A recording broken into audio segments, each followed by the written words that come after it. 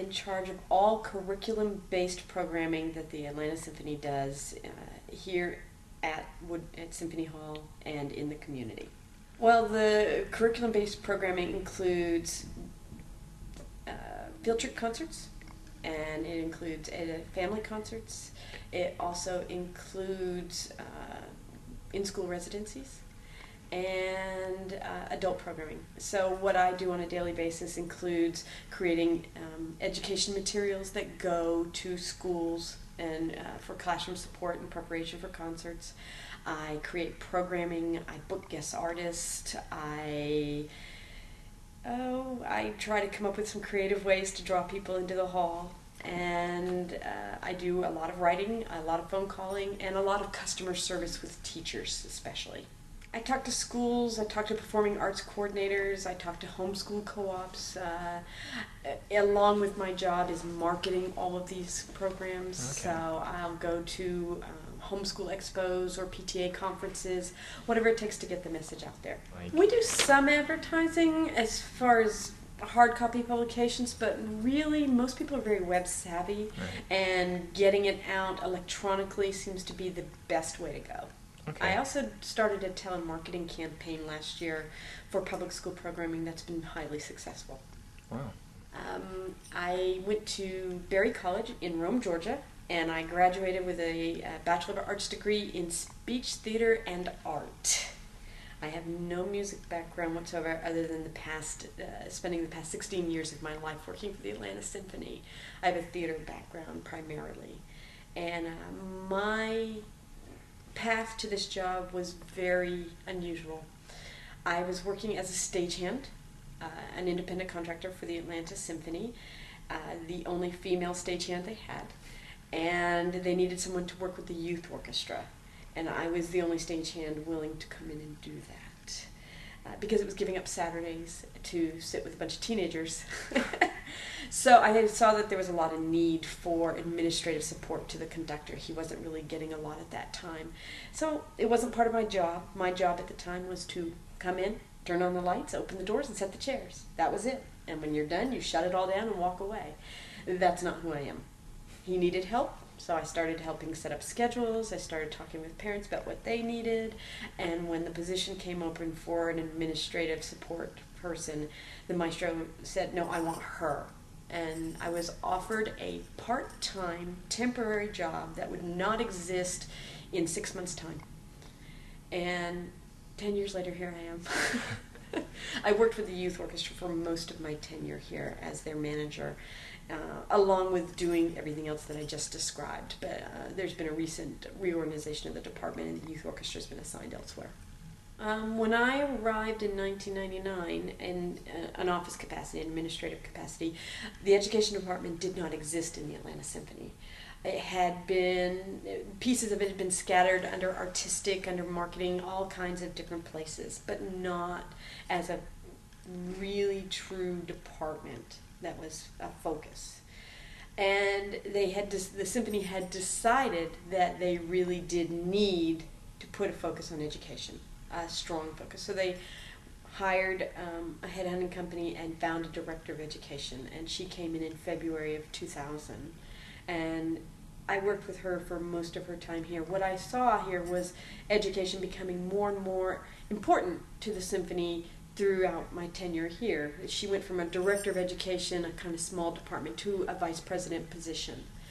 In recent times, it's gotten very interesting. The vice president of our learning community, which is what we're called now, retired, and they decided to actually combine education with development. We actually fall under the vice president of development now. So what they're doing is combining the efforts of fundraising, which fundraises a lot on education programming.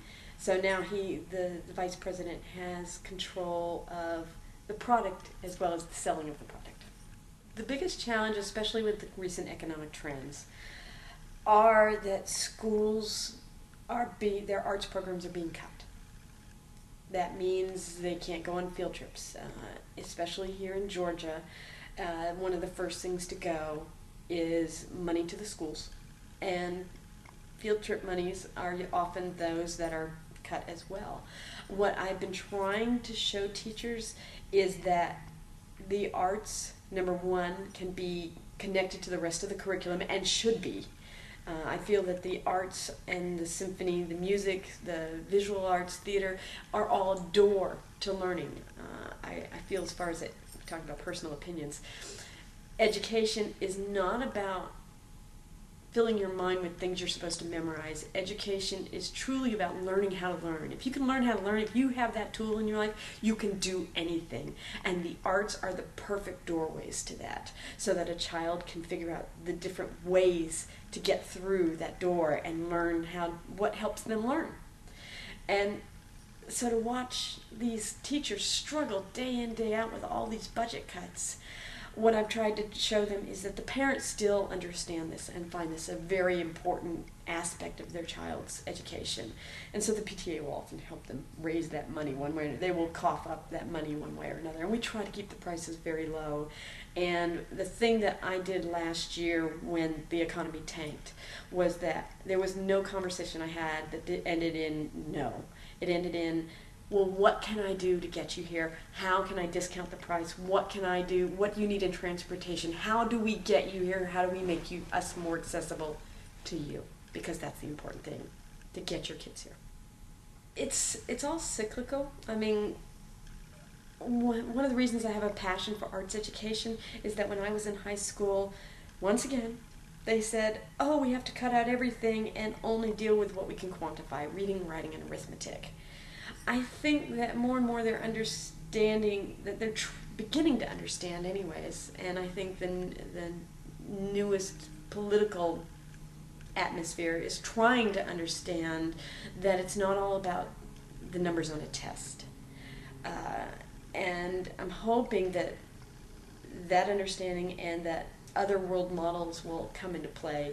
The Venezuelan El Sistema model is a perfect example of what music can do in education and in a country. And I really see Americans trying to grasp that, and we don't want to be second best in the world.